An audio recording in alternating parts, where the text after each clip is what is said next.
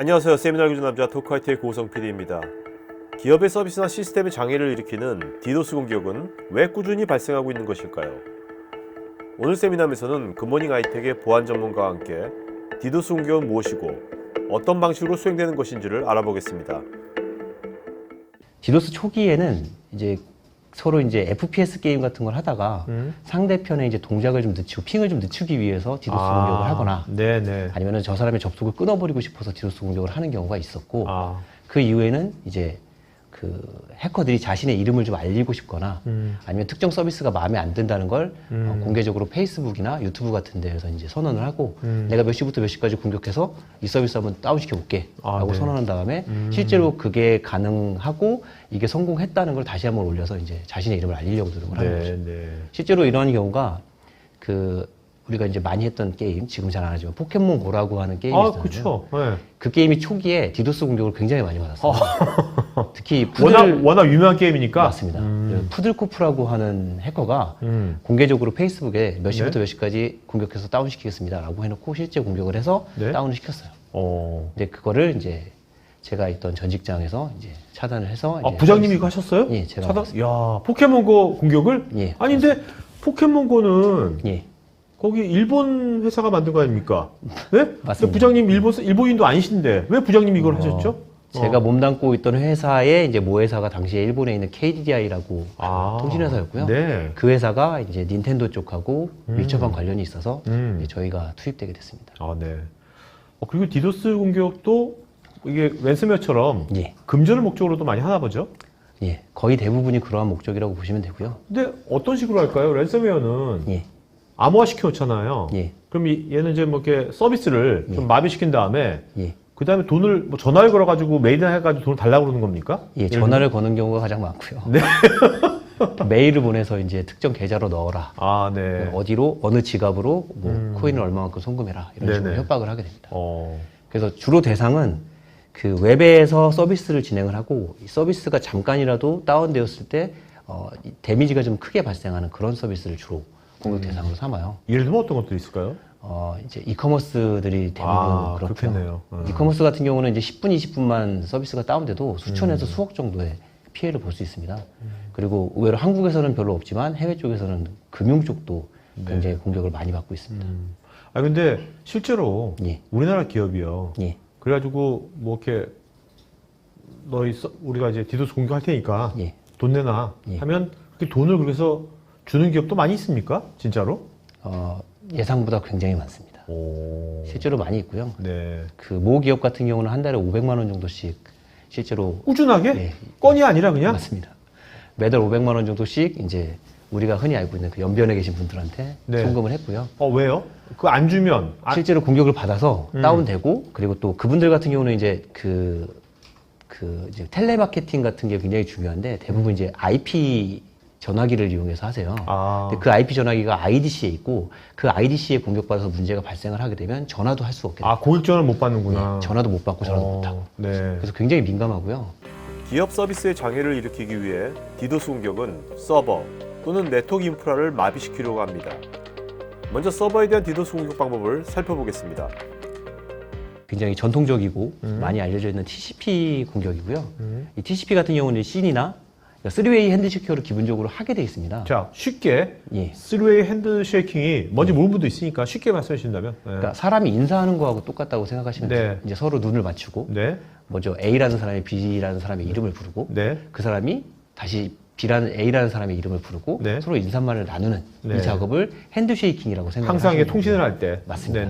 그래서 TCP 같은 경우도 씬을 주고 신액을 받고 액을 주고 이런 식으로 해서 서로 서비스를 하다가 마지막에 핀을 주면서 끝내게 돼 있습니다. 근데 이 공격은 이제 스푸핑을 하거나 아니면은 스푸핑하지 않은 상태에서 씬 패킷을 엄청나게 많이 던진 다음에 그 3웨이 핸드쉐이크를 맺기 위해서 액이 오는 걸 무시하고 그냥 기다리는 겁니다. 그렇게 되면은 신신액 액을 받기 위해서 이제 서버는 기다리게 돼 있고요. 행위 되는군요, 그냥. 맞습니다. 행위 걸리는 겁니다. 그래서 세션을 처리할 수 있는 능력이 한계가 있기 때문에 1000개, 2000개, 3000개, 뭐 10,000개, 2만 개가 되게 되면은 이제 더 이상의 새로운 이제 접속 시도를 받을 수 없게 되는 상태가 되고요. 이걸 이제 서비스 거부 공격이라고 이제 명명한 겁니다. 아까 스푸핑이라고 했는데 스푸핑이라는 게 뭐예요? 스푸핑. 스푸핑이라는 건 이제 실제로는 제가 IP를 1.1.1.1을 가지고 있는데 네. 이거를 이제 2.2.2.2로 해서 이제 가짜 IP를 넣어서 보내는 걸 스푸핑이라고. 아, 네. HTTP는 기본적으로 웹 서버가 가지고 있는 것을 이제 가져가기 위해서 겟 요청을 보내거나 아니면 내가 가지고 있는 걸 서버에 올리기 위해서 포스트 요청을 보내게 되어 있습니다. 근데 이걸 이용해서 이제 디도스 공격을 하는 거죠. 네. 그래서 대부분 서버에 부하를 줘야 하는 상황이기 때문에 서버에서 DB까지 가서 뭔가 동작을 하는 다이나믹한 컨텐츠에 대해서만 대부분 겟플로딩 공격을 하게 되어 있습니다. 이게 어떤 의미냐면 스태틱한 컨텐츠, 그러니까 이미지 같은 것들은 사실 서버의 부하를 거의 잡아먹지 않아요. 네. 하지만 우리가 어떤 그 DB에 가서 뭔가를 처리해야 되는 그렇죠. 그러니까 댓글 같은 걸 달고 그 댓글이 DB에 들어가고 그리고 댓글을 조회하기 위해서 이제 페이지 같은 걸 불러올 때 DB에 굉장히 큰 부하가 가게 되는데요. 실제로 그걸 이용해서 서버를 죽이기 위해서 공격하는 게 네. HTTP 공격이라고 생각하시면 됩니다. 이제 L7, 네. 레이어 7 어플리케이션에 대한 공격이라고 생각을 하시면 돼요. 근데 이 공격 중에서 제가 가장 황당한 공격을 당했던 게 주로 이제 겟 요청을 이용해서 뭔가 가져오면서 이제 공격을 하고 네. 서버의 자원을 고갈시키기 위해서 노력을 하는데 이 중국 해커분들은 굉장히 어렸을 때부터 싱크빅을 많이 하셔서 그런지 굉장히 창의적입니다. 네. 그래서 공격을 하는데 원래는 스태틱한 콘텐츠는 공격에 사용하지 않거든요. 네. 근데 어느 날 갑자기 봤더니 자바스크립트를 엄청나게 큰 파일을 포스트로 땡겨가기 시작을 하는 거예요. 그렇게 되면 오리진에서 리턴해주는 밴드위스가 꽉 차서 네. 이제 더 이상 서비스를 할 수 없는 상태에 빠져버리게 됩니다. 근데 이 서비스 업체는 CDN을 쓰고 있어요. 그게 어떤 의미냐면 get으로 요청하면 CDN에서 가져온 다음에 그 다음부터는 CDN 서버에서 리턴해줍니다. 근데 CDN은 기본적으로 포스트는 캐싱을 하지 않아요. 네. 어떤 의미냐면 포스트는 무조건 오리진까지 가야 되는 겁니다. 그래서 포스트를 이용해서 파일을 요청해서 오리진의 밴드위스를 꽉 채워서 서비스 이야. 거부를 하는 굉장히 창의적인 방식으로 공격을 하시더라고요. 그러니까 이게 CDN의 어떤 메커니즘을 잘 이해하는 맞습니다. 해커네요. 네, 이해하고 약점을 알고 공격을 하는 거죠. 네네. 이번에는 네트워크 인프라에 대한 디도스 공격 방법을 살펴보겠습니다.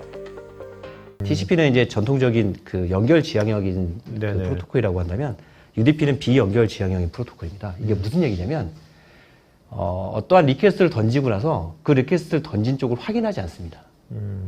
네네네. 받고 나서 응답 주면 끝이에요. 서로 뭐 이렇게 인사하고 네. 핸드쉐이킹하는 그런 동작이 필요 없이 어떻게 보면 약간 우리가 뭐 비디오 같은 거 볼 때 네, 뭐 맞습니다. 그런 거죠? 많이 미디어 같은 일방적인 거 거죠. 네네, 일방적인 거죠. 주고받는 건데 네, 일방적으로 그렇죠. 주고받는 네, 보면 그런 되는 서비스고요. 거죠. 그리고 이런 식으로 연결 지향형이 아니다 보니까 스푸핑도 굉장히 쉽게 할 수 있고 패킷 사이즈도 크게 늘려서 던져도 크게 문제가 없어요. 네네. 그래서 주로 밴드위스 공격형으로 많이들 쓰는데 UDP를 이용하는 인터넷 서비스들도 있고 이 서비스도 사실 패킷을 많이 받게 되면 서버에 부하가 가는 경우도 생깁니다. 대표적인 게 DNS인데요. 이제 그러한 형태로 해서 서버 자원 고갈형 공격도 하고 이제 패킷을 크게 늘려서 이제 밴드위스 고갈형 공격도 같이 하는 네. 그런 형태라고 보시면 됩니다. UDP 서비스를 이용해서 반사비 패킷을 공격한다는데 이 말 무슨 말이죠? 반사라는 게? 네. 이게 정말 이게 가장 최근에 나온 공격이라고 보시면 됩니다. 원래 굉장히 전통적으로도 도스 공격을 할 때 많이 사용을 했던 공격이긴 한데 최근 들어서 2013년 이후부터 이제 해커들이 많이 사용하고 있는 공격 방식이고요. 반사 공격이라고 생각하시면 됩니다. 네. 어떤 반사냐면 이제 누군가가 DNS나 뭐 시간을 알아보는 게 NTP라는 서비스가 있습니다. 그 서비스는 어떤 내용이냐면 UDP 패킷을 받으면 그 패킷을 준 사람한테 자기가 가지고 있는 정보를 전달하게 돼 있어요. 네. 근데 UDP라는 건 아까도 말씀드렸다시피 연결 지향형이 아니기 때문에 스푸핑이 가능합니다. 네. 그래서 공격하고자 하는 서버의 IP를 요청자의 IP로 스푸핑한 다음에 DNS나 NTP 같은 곳에서 패킷을 엄청나게 많이 던지는 거예요. 아, 네. 근데 사실 요청 패킷은 굉장히 작아요. 근데 그거를 내가 가지고 있는 정보를 줘야 되니까 가지고 있는 정보를 UDP 패킷으로 뭉쳐서 전달을 해주게 돼 있습니다. 그 기업의 서버가. 예, 맞습니다. 네네. 정상적인 DNS 서버나 NTP 서버들이 갑자기 누군가를 공격하기 시작을 하는 거죠. 근데 요청 패킷은 굉장히 작아요. 네. 뭐 1바이트였다 그러면 많으면 1200배까지 패킷을 증폭시킬 수가 있습니다. 내가 던진 건 1바이트인데 이야. 응답은 1200바이트가 오는 거예요. 그러니까 해커는 예. 공격자는 자기 리소스는 최소화시키고 맞습니다. 그 피해 기업의 리소스를 맥시멈 이용하는 거네요. 맞습니다. 어. 그러니까 그리고 또 이 공격의 특징이 뭐냐면 누가 공격했는지 밝히기가 굉장히 어려워요. 밝힐 수가 없어요. 네. 그러니까 뭐 3웨이 핸드시크가 가능한 TCP 같은 경우는 누가 나에게 요청했는지가 정확하게 남습니다. 근데 UDP 같은 경우는 뭐 스푸핑이 그냥 가능하기 때문에 누가 공격했는지 알 수가 없어요. 나한테 남아있는 건 공격 대상, 네. 빅팀, 네. 피해자의 IP만 우리 쪽에 남기 때문에 누가 공격했는지 확인하기가 굉장히 힘들어집니다.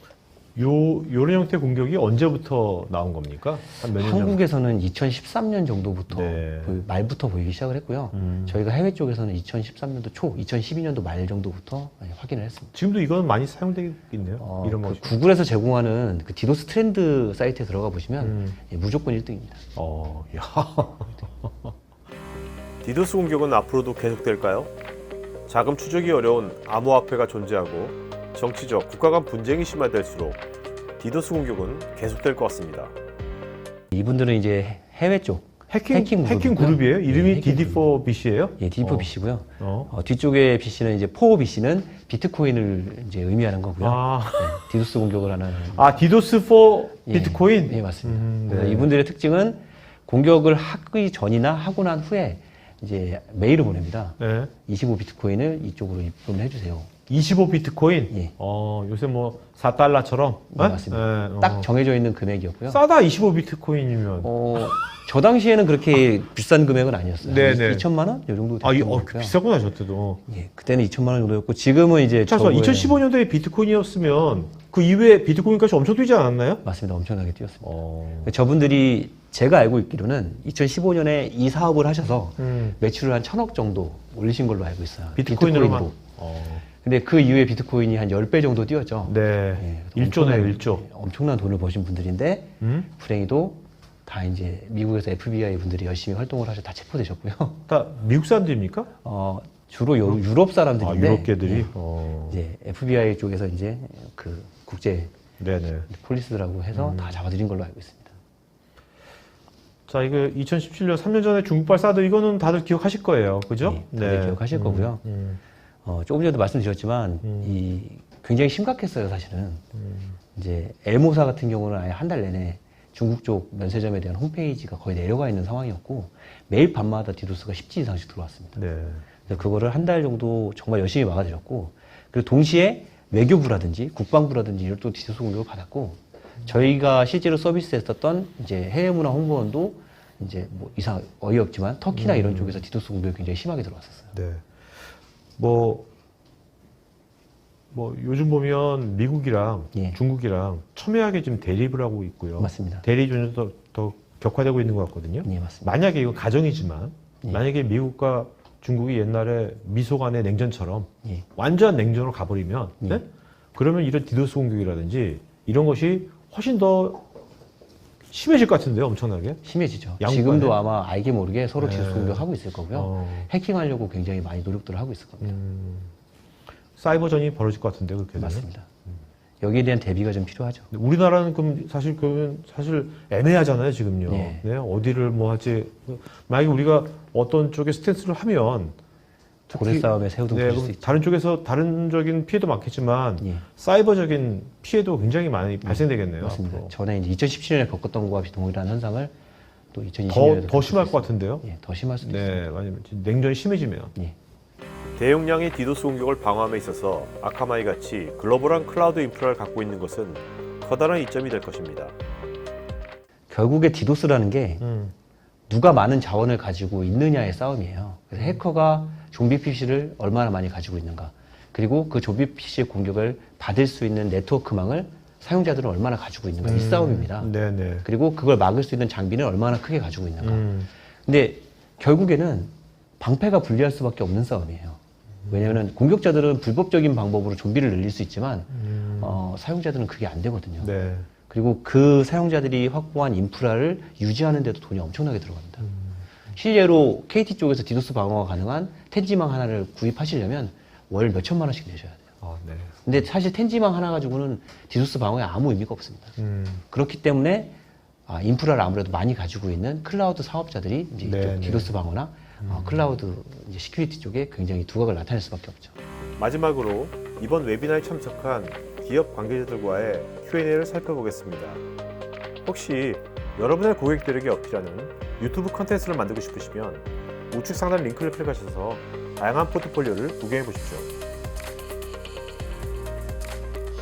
최신 웹 애플리케이션 공격에 대응할 수 있다는 WAF 규칙을 구성하는 항목은 어떤 게 있는지요?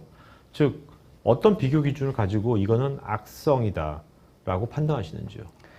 뭐 기본적으로 그 OWASP 탑 10을 주로 이용을 하고 있고요. 와스프. 그리고 아카마이 같은 경우는 뭐 아까 저희가 이제 아카마이 설명을 좀 건너뛰었는데 글로벌하게 웹 트래픽의 40% 정도를 핸들링하고 있어요. 네. 그리고 대부분 우리가 이름을 들어본 그런 글로벌 대기업들은 아카마이를 다 쓰고 있습니다. 그러니까 뭐 스탠다드 차타드 그룹 같은 경우도 쓰고 있고 미국의 국방도 쓰고 있는데 그렇다면 이제 우리가 흔히 게임할 때 네임드라고 하잖아요. 네. 네임드들을 많이 가지고 있다 보니까 공격도 엄청나게 받아요. 그래서 최신 공격 트렌드에 대해서는 가장 많은 정보를 가지고 있는 게 아카마이고 가장 많은 시그니처를 가지고 있는 것도 아카마이입니다. 그리고 그것을 어떻게 막을지도 가장 빠르게 대응하는 것도 아카마이라고 생각을 하시면 돼요. 디도스 공격 관련해 가지고 북한의 소행, 중국의 의도적 개입 등등 많은 설들이 많은데 디도스 침투 시에 방어함에 있어서 공격 실행의 근원지 파악이 가능한가요? 그리고 실시간 기록이 가능한가요? 아카마이에서 제공하는 KSD나 프로렉식이나 패스트GS 같은 경우는 실시간으로 로깅을 합니다. 그리고 실시간으로 어떠한 환경인지 보여드리는 굉장히 잘 되어 있는 대시보드를 가지고 있어요. 네네. 그래서 공격이 들어오는 거 실시간으로 보시고 어느 국가인지 보시고 그 국가만 차단하는 방법도 있어요. 실제로 예, 많은 금융사들이 실제 저희가 금융사를 굉장히 많이 서비스를 하거든요. 해외에서는. 거기서는 생션 컨트리라고 해서 적대 국가 리스트를 가지고 있어요. 네. 이제 대표적으로 이제 뭐 그런 쿠바나 이런 국가 몇 개를 적대 국가로 선정을 해서 그 국가에서 들어오는 건 그냥 아카마이 KSD를 이용해서 국가 차단으로 차단하는 네네. 그런 서비스도 제공을 해드리고 있습니다. 여기 왼쪽에 관련 영상이 있으니 클릭해보세요. 제가 진행하는 테크 전문 방송 토크아이티에서 하는 토크형 웨비나에 한번 참여해보시면 어떨까요? 구글에서 한글로 토크아이티 치시거나 우측 상단 링크를 클릭하시면 됩니다. 여러분의 좋아요와 구독은 지속적인 컨텐츠 제작에 큰 힘이 됩니다.